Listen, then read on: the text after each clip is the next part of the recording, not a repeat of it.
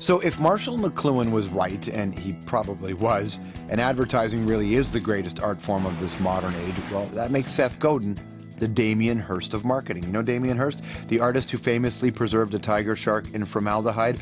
Well, Seth's a bit like that, an ultimate entrepreneur who specializes in ideas. These idea viruses spread through a population just like the flu. Ideas that have transformed him into one of America's go-to business gurus. He's a pioneer of internet marketing, the founder of Squidoo.com, which is a wickedly successful site that allows anyone, yes, even you, to build a page about any topic you're passionate about. He's a writer as well, has 13 books, many of them are bestsellers. The latest two, Poke the Box and We Are All Weird. And now with pretty much the whole year in front of us, Seth's got some pretty brave predictions about what lies ahead. First things first. Things don't look good for advertising executives, those real-life mad men and mad women. And when it comes to your job, the idea of keeping your head down and doing what you're told, over. He says we're all going to have to change, or never mind the race to the top, you'll be racing to the bottom. Please welcome Seth Godin. Nice to see you, man. Good to see you. Thank you. Welcome to the show. What a pleasure. You're such a pro. Oh, thank you. It's very nice to have you. I love the books, too. They're short. There's lots of them. Exactly. So you can always They're always like follow. peanuts. They're like peanuts. That's exactly right. So here we are, 2012. Are you hopeful? What a new year that was. Fantastic. Boy, wow. How was your New Year's Eve party, everybody? You're lying. No, seriously, 2012. What do you Here's the thing. The recession is a forever recession. You think There's so? a cyclical recession that comes and goes, but there's this other thing, and it's the end of the industrial age. It lasted for 80 years. For 80 years, you got a job, you did what you were told, you retired. And good people could make above average pay for average work. And it ended. And so 2012 is not going to be more of the same. It's going to be worse of the same in that the industrial age is going away and a new thing is going to take its place. It doesn't strike me as we're a group of people who are prepared for this new thing yet. Totally unprepared. Absolutely. Because our schools, our systems, our retirement things, our taxes are all built around this notion of doing what you're told. And now we don't know what to do because it's a revolution. And so what do you think we should do? Pick yourself. Don't wait for someone to pick you. If you have a book, you don't need a publisher to pick you. You can publish it yourself. If you want to write, write. If you want to sing, sing. If you want to start a movement, start a movement. But this shift is that it doesn't matter whether you own a building or own a big company. You can now make an impact if you want to. Well, there was this idea that people think the government owes them a job, or at least owes them the opportunity to get a job. Has that changed? Well, I think the thinking hasn't changed at all, because that's what we grew up to believe, that this notion of you pay your taxes and you do what you're told and there's a pension and a safety net is hardwired in. Andrew Carnegie, Henry Ford, all those guys built it into the system. And now it's starting to crumble, and the jobs are moving. There's a McDonald's in California. You pull into the drive-thru and you say your order, and you can see the guy 12 feet away who's flipping burgers. You're not talking to him. Yeah. It goes over TCP/IP through the internet and a satellite to someone in South Dakota who's making 12 cents less an hour, who types in what you said and back over, because they could save 12 cents doing that. So there's this race to the bottom. And if you're going to say, I'm an average guy doing average work, we'll find someone cheaper than you. But is it that there was a revolution, or is it that corporations felt like they had an unfettered path? Yeah, capitalism has always needed boundaries. And so if you've got people racing, and if the boundaries get loosened, they're going to race faster. The alternative, though, which I'm much more interested in, is the race to the top. So while there's people who are racing to the bottom, there's... What's the race to the bottom? What is that? Yeah, the race to the bottom is, how do we get cheaper? How does everything get cheaper? More Walmarts, more Targets, more stuff made by people who are getting paid ever less from cheaper materials, cheaper services, whatever. The problem with the race to the bottom is you might win, which really sucks, yeah, right? Totally. The alternative is to race to the top.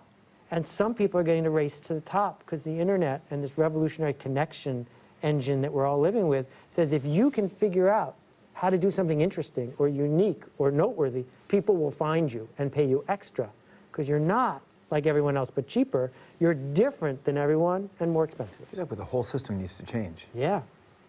Wow. Do you really... Like it or not, it's all turning upside down. Is this one of the things like the record business where, regardless of how we feel, it's going to change? Do you think it will change? Yeah. So the record business was perfect, George, in 1972. Everything about it was perfect. Rolling Stone magazine, American Top 40, Billboard. Right to the late mid-90s, yeah, then right? Yeah. Gone, all at once. More music now, by more musicians, listened to more often by more people, All of that's great, but the industry that made it, gone. And so the same thing is going to happen to Canadian Tire, and the same thing is going to happen to Tim Hortons, and the same thing is going to happen to the local hotel and everybody else. They're either going to have to choose that we're just like everyone else but a little cheaper, or they're going to have to say we're the only one. Like Rita's Candy Shop, halfway between here and Algonquin Park. Yeah. Rita's has a line out the door all summer long. She and her husband make hundreds of thousands of dollars, even though there's all these other places on Highway 11 that are struggling, because they're all the same, but there's only one Rita's. It's like Weber's if you're going north as well. Right next door to Weber's. That's right. Exactly. Algonquin Park's big in your life, isn't it? Yeah. And when did you first go there? 1970, when I was 10 years old. There's a whole run of American guys who went up to Camp Erewhon, right? Yeah. So when you first got there, what did you think of Algonquin Park? Well, you know, when you're 10 years old, all you want to do is go home because you're homesick. But then you look around and there's beaver and moose and trees, and that wears off when you're 10 years old after a couple hours. But the first time you see a moose, it's crazy, right? Yeah, this is like unbelievable. It was like the second day, there was a bear in my cabin. But what really transformed me was there are these 16-foot-long handmade cedar strip canoes. And at one point in the 50s, still in the 50s, it was the #1 vehicle in all of Canada was the canoe. And a 16-foot-long canoe is really big. And if you're 10 years old, you've never piloted something that big yourself. Maybe a bike, but that's it. Yeah. And this guy, Chuck LeBeau, got me in the boat, and I learned how to do it by myself. And that's what changed my life. This notion that I, even at the age of 10, could decide where to head and could be on my own. What about, I love the idea of everybody doing what they want, but the reality is there are a lot of jobs that just need to get done. Jobs that don't go away. Someone needs to do them, but it doesn't have to be you, does it, George? Well, who doesn't? Well, I'll worry about those people second. Right now, I'm worried about where are all the people stepping up, raising their hand, saying, I want to sing for you, I want to write for you, I want to connect for you, I want to lead this group. Right? You look at the thing that's been going on all last year with the Occupy movement. One of the interesting things about it is 24-year-olds, for no money, stood up and said, follow me. Yeah. Not all of them, just a few.